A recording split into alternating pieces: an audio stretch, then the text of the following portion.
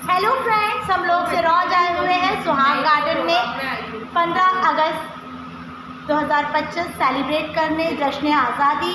और हम थैंक्स कहना चाहते हैं राज एक्सप्रेस को, जो उन्होंने हमारे भोपाल के खूबसूरत सिंगर्स को अपने सिरौंज में मौका दिया है सेलिब्रेशन के लिए। जल्द से जल्द आप सभी आइए और हम सब एक साथ सेलिब्रेट करेंगे इंशाल्लाह। आपके साथ है कौसर बाजी कुछ कहना चाहती है। भोपाल से कौसर खान का आदाब, नमस्कार।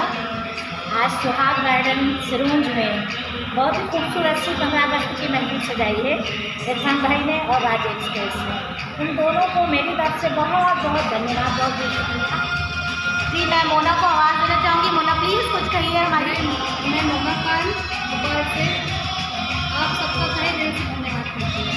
माही, थैंक यू वेरी मच।